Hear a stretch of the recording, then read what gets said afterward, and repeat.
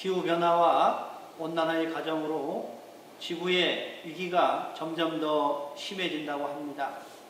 계속 반복되는 일상을 걱정해야 되니 참으로 긴 인고의 시간입니다. 이번에 올라오는 태풍 하이선이 무사히 지나가기를 기도합니다. 어려울수록 공부심이 필요합니다.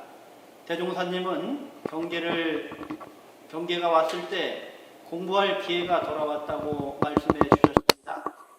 저희들에게 용기와 희망, 격려의 메시지입니다. 우리 교도님, 이 시기에 조금 마음이 흐트러질 수 있습니다. 지금이 공부심을 발휘할 시기입니다. 왜 우리가 교당에 오고 마음 공부를 하냐? 그것은 바로 실전에 활용하기 위해서입니다. 요즘 계속되는 이 엄청난 고난도 결국은 다 지나갈 것입니다. 역사의 흐름 속에 지금보다도 더 어려운 시기는 항상 있어 왔습니다. 다 지나갈 것입니다. 웃음 잃지 마시고 공부심으로 생활하시기를 염원합니다. 어느 교감님이 일원상 서원문 100독씩 하신다면서요 하면서 전화가 왔습니다. 그러면서 당신도 조금씩이라도 해보려고 마음을 먹었다라고 그렇게 저하고 약속을 했습니다. 그 전화를 끊고 저는 참으로 기쁘고 행복한 마음을 가졌습니다. 원력이 있는 사람이나 또 실행을 하는 사람은 우리가 못 당합니다. 우리 공부인들은 우연을 기대하면 안 됩니다. 우연히 되겠지 하면 안 됩니다. 이 현상세계라는 것은 정성과 노력의 산물인 것입니다. 우연을 바라면 인과에 어긋납니다. 오직 정성을 다할 뿐입니다. 저는 요즘에 아침에 33도, 점심 식후 33도, 저녁에 34도 이렇게 하루 일원상 서원문 100독을 나누어서 진행하고 있습니다. 산책을 하면서 행선을 하면서 운동을 하면서 즐기면서 수행하는 것입니다. 이렇게 계속된 생활이 되어지면 마음에 큰 힘이 되고 여유가 생기고 지혜의 힘도 생겨나게 됩니다. 우리 교도님들께서는 하루 5독씩이라도 할 수 있도록 마음을 먹어보시고 또 저도 그렇게 권장을 해봅니다. 저는 요즘 어떻게 살아야 될까 생각하다가 어려울수록 생활 속에서 낙을 찾아야겠다 생각하면서 아침에 맞이하는 3가지 즐거움을 발견했습니다. 그 첫 번째는 나에 대한 알아차림을 통해 즐거움을 찾은 것입니다. 아침에 눈을 뜰 때 바로 나를 알아차리는 것입니다. 나는 호흡을 하고 있구나. 나는 사물을 바라보고 들을 수 있구나 하면서 자신을 알아차리는 것입니다. 나에 대한 인식을 할 수 있다는 것은 자신감을 갖게 되고 감사한 마음을 가지게 되는 동력이 됩니다.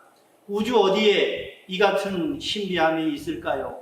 오늘도 내가 살아 숨쉬는 생명의 호흡에 감사를 드립니다. 두 번째 즐거움은 창문을 열고 천지와 소통하는 즐거움입니다. 제가 항상 자랑하지만 저희 생활관 창문을 열면 나와 함께 인사하는 큰 나무들이 있기 때문입니다. 나무는 언제나 자연의 모진 환경 속에서도 자기의 사명을 다하며 계절의 인연에 순응하며 당당하게 아침의 에너지를 저에게 주고 있습니다. 그들이 있어 나는 깊이 감사하며 천지 자연 앞에 나를 낮추고 인사하며 아침을 맞이할 수 있습니다. 지난 태풍에 모진 비바람이 불어도 나무는 역시 제자리로 돌아와 자신의 역할에 충실하고 있으니 참으로 그 당당함에 마음의 힘을 느끼고 저에게 큰 기쁨을 줍니다. 세 번째는 법신불과의 만남인 신고의 시간의 즐거움입니다. 지금 100일 기도의 시간을 열심히 보내고 있으니 참으로 마음 가운데 뿌듯함을 느낍니다. 법신불과의 만남은 내 생명과 자연의 근원인 진리께 문안을 드리는 최고의 시간이 되는 큰 행복감을 나에게 주고 마음의 위안과 동력을 얻는 원천이기도 합니다. 우리가 매일 반복되는 생활이지만 내가 숨을 쉬고 나와 더불어 사는 천지를 느끼고 마음의 근원을 바로 볼 수 있는 시간이 주어졌다는 것은 참으로 큰 행복입니다. 눈을 뜬다는 것은 바로 천지의 가장 소중한 생명을 이어간다는 말입니다. 천지에 광활한 이치가 있다 하더라도 내 생명이 내가 그것을 알지 못하면 무슨 소용이 있겠습니까? 천지에 가장 소중하고 신비한 것이 바로 우리들, 즉 나의 생명입니다. 생명의 존재야말로 이 우주의 신비이며 자랑인 것입니다. 내가 이 세상에 눈뜨고 호흡하고 나의 상태를 알아차린다는 것은 그래서 축복입니다. 누구나 눈뜨고 숨쉬고 있지만 그 눈뜸을 느끼고 숨쉼을 알아차릴 때 우주의 이치를 알게 되는 것입니다. 세상의 본래 소리를 들을 수 있는 눈과 귀를 가질 수 있는 우리는 참으로 행복한 공부인입니다. 잘 본다는 것은 세상 만물에 갖추어져 있는 이치를 발견하는 눈을 가졌다는 것입니다. 자기의 근원을 알고 자기의 현실을 바로 아는 자는 진리를 볼 수 있습니다. 우리가 깨쳤다는 말을 합니다. 무엇을 깨쳤다는 말입니까? 대종사님께서는 불생불멸과 인과봉의 이치를 깨쳤다고 분명히 밝히셨습니다. 우리 공부인이 어떤 깨침이냐를 분명히 말할 줄 알고 반드시 그 진리를 깨쳐 확인하고 실천해야 합니다. 우리의 목표는 분명히 정해져 있습니다. 불생불멸의 본래 이치를 관하고 인과봉의 이치를 바르게 보고 듣는 능력을 가지는 것입니다. 그것이 본래 마음입니다. 그 마음을 원만부족하다 하고 지공무사하다고 합니다. 그래서 우리의 본래 마음을 원만부족하고 지공무사하다라고 합니다. 생명의 본질은 살림입니다. 살림이라고 하는 것은 살린다는 뜻입니다.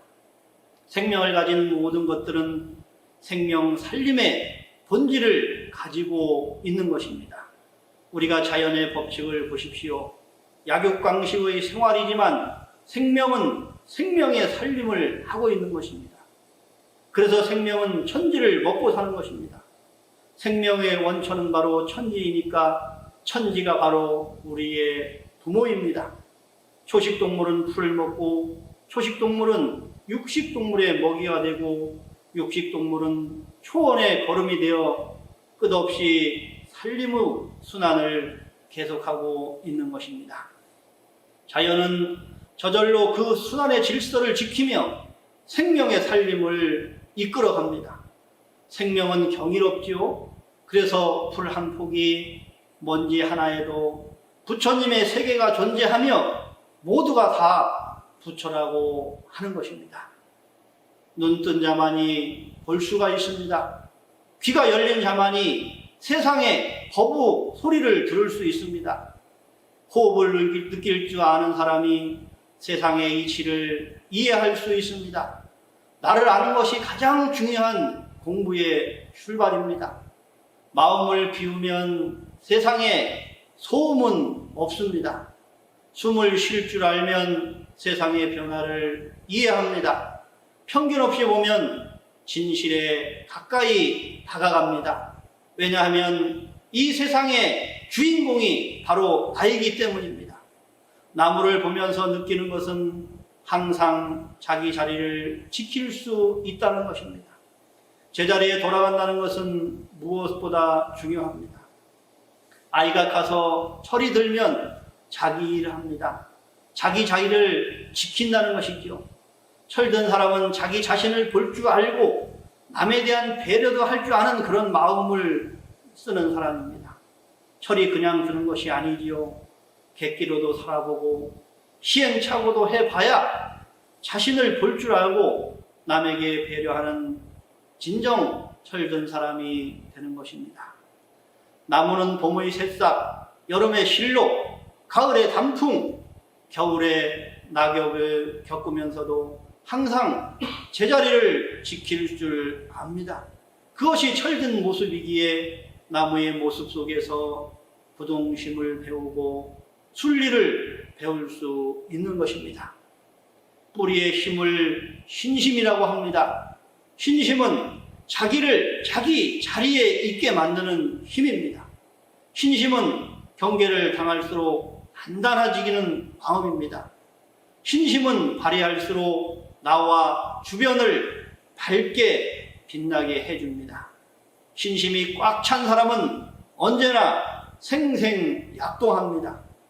진정한 철든 사람은 바로 진리적 신심을 활용하는 사람이라고 할 수 있습니다. 나와 뜻이 맞으면 미소를 짓습니다. 나에게 이익이 생기면 웃습니다. 본래 나를 찾으면 크게 기뻐합니다. 나의 뜻과 이익에 맞는 웃음은 상대적인 웃음입니다. 그 웃음은 원망의 울음으로 변할 수도 있다는 것을 알아야 합니다. 본래 나를 찾으면 절대적인 기쁨입니다. 절대적 기쁨은 유유히 흐를 뿐입니다. 고여있는 물은 금방 말라버립니다. 흐르는 물에 함께 있어야 끝없이 흐를 수 있는 것입니다. 자신의 이익만을 위한 신심은 금방 끓고 금방 식습니다. 진리에 뿌리 내린 신심은 흐르는 물과 같이 유유히 도도히 흐를 뿐입니다. 사람도 신용이 떨어지면 망하듯이 공부인은 진리에 신심의 맥이 떨어지면 큰 공부를 이룰 수 없다고 하셨습니다. 우리가 공부가 따로 있는 것이 아니라 생활 속에서 나와야 합니다. 생활과 동떨어진 공부는 무슨 소용이 있겠습니까? 불법시 생활시 불법이 되어야 이제는 종교적인 생명을 가집니다. 권위적인 종교, 외형 위주의 의식 장엄을 위한 종교가 이 시대에 과연 얼마나 필요할까요? 어느 목사님은 과감하게 자기의 교회를 해체를 선언하고 가정 사역에만 전념하겠다는 결정을 한 분이 계십니다. 참으로 존경합니다. 모든 안정적인 조건을 버리고 생활 속에서 교법을 전하는 분이 계시다는 것을 보니 참으로 훌륭한 분이라고 생각이 듭니다. 교리 공부와 생활이 다르면 어떤 공부인이 될까요? 대종사님께서 줄기와 가지와 꽃과 잎은 좋은 나무에 결실이 없는 것과 같다 하셨습니다. 이제는 생활시 불법이 되어야 합니다. 교도님이 사시는 그곳이 바로 교당이고 교도님이 그곳의 교무입니다. 스스로 공부하고 기도하고 감사 실천하면서 살아간다면 그곳이 바로 불법을 생활화하는 곳임을 알아야 합니다. 화려하고 거룩한 의식 속에만 위력이 있는 것이 아닙니다. 교무님의 설교 속에만 법이 있는 것은 아닙니다. 우리 스스로 진리를 믿고 감사 생활할 줄 알고 공익심을 가지고 내 주변에서 인정받는 것이 진정한 의식이고 참 교화이며 불법을 생활 삼는 공부인인 것을 명심해야 합니다. 그런 분은 공부길에 본류에 합류하여 당당히 진리행을 하는 성자입니다. 부처인 것입니다. 공공의 이익을 저해한다면 특정 이익 집단이지 종교단체가 아닙니다. 물론 종교단체도 이익을 추구합니다. 그것으로 공익사업을 할 수 있기 때문입니다. 그러나 집단의 이익만 위한다면 사회에서 지탄을 받을 것입니다. 종교의 역할은 진리적 지혜를 개발하고 은혜와 감사를 몸소 실행하는 일입니다. 우리의 공부의 과정은 조금 부족하더라도 그 목표는 분명히 해야 할 것입니다. 우리 천안교당 교도님, 오늘 나 자신을 알고 만물의 존재가 은혜임을 이해하고 진리의 본류에 당당히 합류하는 그런 주인공들이십니다. 우리 교도님 시간 행복과 감사심 놓지 않고 건강한 신심으로 다음 주에 또 뵙겠습니다. 감사합니다.